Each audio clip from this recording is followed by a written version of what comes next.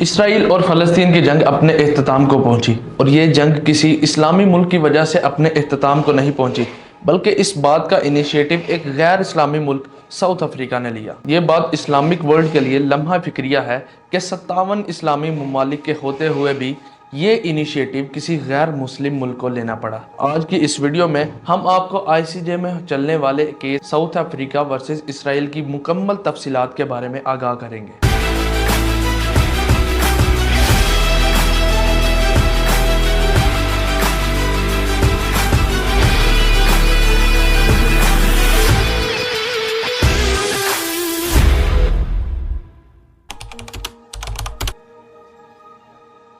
7 اکتوبر 2023 کو غزہ میں حماس اور دیگر مسلح جماعتوں کی جانب سے اسرائیل پر حملہ کیا گیا، جس کے نتیجے میں اسرائیل نے غزہ پر زمینی اور فضائی حملے شروع کر دیے۔ 24 جنوری 2024 کی رپورٹ کے مطابق غزہ میں 25,700 فلسطینی شہید ہو چکے ہیں، 63,000 زخمی اور 3,60,000 گھر تباہ ہو چکے ہیں۔ اور پھر ظلم و بربریت کی ایک ایسی داستان رقم ہوئی جس کی مثال پوری دنیا میں کہیں نہیں ملتی۔ پوری دنیا میں واحد ملک ساؤتھ افریقہ ہے جس نے اس جینوسائیڈ کو ICJ میں چیلنج کیا۔ 29 دسمبر 2023 کو ساؤتھ افریقہ نے غزہ میں convention on the prevention and punishment of the crimes of genocide کے خلاف ورزی پر ICJ میں اسرائیل کے خلاف ایک ایپلیکیشن دائر کر دی، اور اسی کے ساتھ عبوری اقدامات جاری کرنے کے حوالے سے بھی ایک ایپلیکیشن دائر کی جس میں درج ذیل عبوری اقدامات کا مطالبہ کیا گیا۔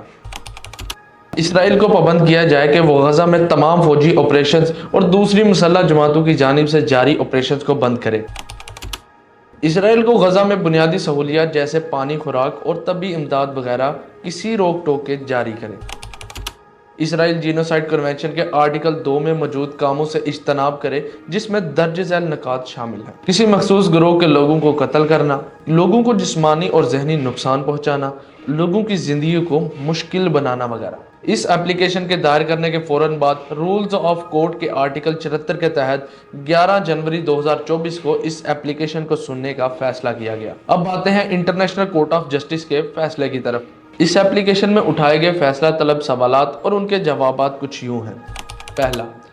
کیا ICJ کے پاس statute of International Court of Justice کے آرٹیکل 36 اور جینوسائیڈ کنونشن کے آرٹیکل 9 کے مطابق ایپلیکیشن کو سننے کے اختیارات موجود ہیں؟ دوسرا، کیا ساؤتھ افریقہ کے پاس اس ایپلیکیشن کو دائر کرنے کا اختیار موجود ہے؟ تیسرا، اس ایپلیکیشن میں کن حقوق کے تحفظات کا مطالبہ کیا گیا اور ان حقوق اور مانے گئے عبوری اقدامات میں کیا تعلق ہے؟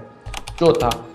کیا عبوری اقدامات جاری نہ کیے گئے تو کوئی ناقابل تلافی تعصب کا کوئی خطرہ موجود ہے، اور کیا ان کی فوری ضرورت ہے؟ پہلے سوال کے جواب میں عدالت نے جینوسائیڈ کنونشن کے آرٹیکل 9 کی تشریح کرتے ہوئے فیصلہ دیا کہ صرف اسی وقت ہی عدالت اس ایپلیکیشن کو سننے کا اختیار رکھتی ہے جبکہ ثابت یہ ہوا کہ دونوں فریقین کے درمیان کوئی تنازع ہے، یعنی دونوں کے درمیان کسی قانونی اور حقائقی نقطے پر تضاد ہو، اور ایپلیکینٹ کی طرف سے دائر کی گئی ایپلیکیشن جینوسائیڈ کنونشن کا بھی موضوع ہے۔ اس سے پہلے عدالت نے دونوں فریقین کے دلائل سننے سے پہلے یہ واضح کر دیا کہ محض اس ایپلیکیشن کو دائر کرنا دونوں کے درمیان تنازع کو ثابت نہیں کرے گا، بلکہ ایک دوسرے کی جانب سے دیے گئے بیانات اور دستاویزات سے ثابت کرنا ہوگا۔ اس پر ساؤتھ افریقہ کی جانب سے دلائل پیش کیے گئے کہ تنازع کی وجہ سے جینوسائیڈ کنونشن کی تشریح،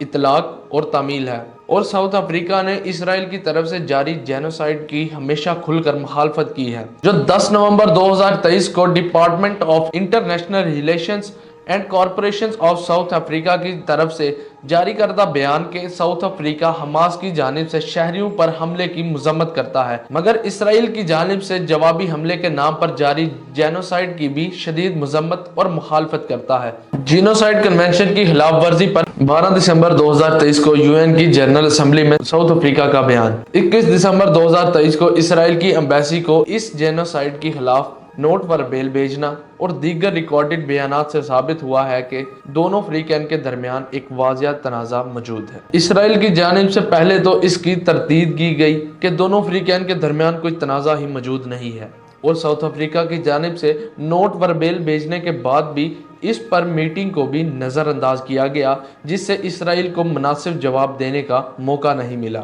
इसके साथ जेनोसाइड कन्वेंशन की खिलाफ वर्जी पर इसराइल की जानिब से दलील ये दी गई कि इसराइल की जानिब से जो कदम उठाया गया वो जेनोसाइड नहीं बल्कि दिफा के जिम्मे में आता है। इस सवाल के जवाब पर दोनों फ्रीकैन के दलाइल सुनने के बाद अदालत ने फैसला दिया कि दोनों की जानिब से एक दूसरे के दलाइल पर तरदीद करना और इस हवाले से बयानात और दस्तावेजात मुहैया करने पर वाज़ेह होता है कि दोनों फ्रीकैन के दरमियान तनाज़ा मौजूद है और इसराइल पर लगाया गया इल्जाम जेनोसाइड कन्वेंशन की दफात के मुताबिक ही है। लिहाजा अदालत के पास जेनोसाइड कन्वेंशन के आर्टिकल 9 के तहत इस एप्लीकेशन को सुनने के इख्तियारात मौजूद हैं। दूसरे सवाल के जवाब में अदालत ने एक लीगल प्रिंसिपल एर्गा ओमनिस पार्ट, जिसका मफहूम यह है कि मल्टीलेटरल ट्रीटी में किसी एक फरीक की खिलाफ वर्जी पर दूसरा कोई भी फरीक इस खिलाफ वर्जी को चैलेंज कर सकता है। इस लीगल प्रिंसिपल पर इन्हिसार करते हुए फैसला दिया गया कि चूंकि साउथ अफ्रीका भी इन्हीं जेनोसाइड कन्वेंशन का हिस्सा जिसकी खिलाफ वर्जी का इल्जाम इसराइल पर है,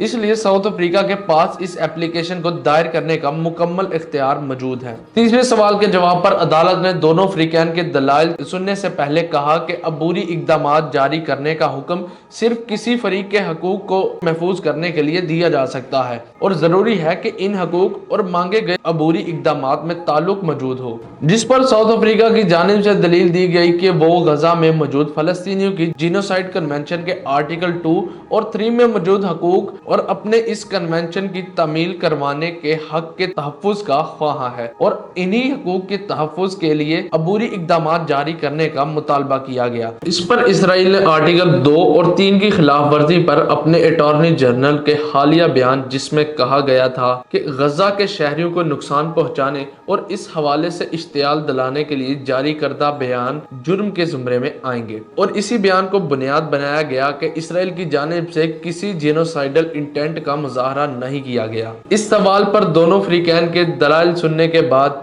ये फैसला किया गया कि किसी हकूक की खिलाफ वर्जी की गई है या नहीं। अदालत ने मुख्तलिफ बैनुल अक़वामी अदारों के सरबराहान के बयानात और रिपोर्ट्स का जायजा लिया, जिसमें 5 जनवरी 2024 को humanitarian affairs and relief agency के secretary general mister Martin Griffiths का बयान, 21 दिसंबर 2023 की WHO की रिपोर्ट, 13 जनवरी 2024 को UN relief and work agency के कमिश्नर मिस्टर फिलिप का बयान और दीगर अदारों के बयानात को शामिल किए गए थे, जिसमें गजा की कशीदा सूरत हाल बयान की गई थी। यूं इन तमाम दलाइल और बयानात को मद्देनजर रखते हुए अदालत ने साउथ अफ्रीका के हक में फैसला सुना दिया और साउथ अफ्रीका की जानिब से जिन हकूक का तहफ़्फ़ुज़ मांगा गया था वो काबिल फहम है और इनके मांगे गए अबूरी इक़दामात के साथ ताल्लुकात भी मौजूद हैं। चौथे सवाल पर साउथ अफ्रीका की जानिब से दलील ये दी गई कि हर रोज गजा में तकरीबन 247 फलस्तीनी शहीद, 629 जख्मी और 29,000 घर तबाह हो रहे हैं। लोगों की जिंदगियां इसराइल की जानिब से जारी बमबारी के नतीजे में खुराक और पानी की कमी, बीमारियों के फैलाव और महदूद तिब्बी इमदादी सहूलियात की वजह से शदीद खतरे में है और ये तमाम अदादो शुमार इसका सबूत है कि फौरी तौर पर कुछ इक़दामात करने की ज़रूरत है। जबकि इसराइल की जानिब से इस किस्म के किसी खतरे के मौजूद होने की तरतीब की गई। इसराइल की जानिब से कहा गया कि इन्होंने इस सूरत हाल के चलते दर्जनों बेकरीज और 6 हस्पताल खोले हैं। इसी के साथ गजा में पाइपलाइन के जरिए पानी पहुंचाया गया, तिब्बी इमदाद और दीगर सहूलियात का मुनासिब इंतजाम भी किया गया। दोनों की तरफ से दलाइल सुनने के बाद अदालत ने फैसला दिया कि फाइनल जजमेंट आने से पहले ये वाज़िया है कि कुछ बुनियादी हकूक की खिलाफ वर्जी की गई है और आइंदा भी ऐसे करने के खतरात मौजूद हैं। Statute of international court of justice के आर्टिकल 41 के तहत कुछ अबूरी इक़दामात किए जाने की फौरी जरूरत मौजूद है। यूं 26 जनवरी 2024 को दोनों फ्रीकैन के दलाइल सुनने और गजा में हालात का जायजा लेते हुए अदालत ने इसराइल को साउथ अफ्रीका की जानिब से मांगे गए अबूरी इक़दामात की पाबंदी का हुक्म दे दिया और साथ ही पाबंद किया कि इसराइल इस ऑर्डर के जारी करने की तारीख से 1 माह बाद इन अबूरी इक़दामात की पाबंदी करने के हवाले से एक रिपोर्ट भी जमा करवाएगा।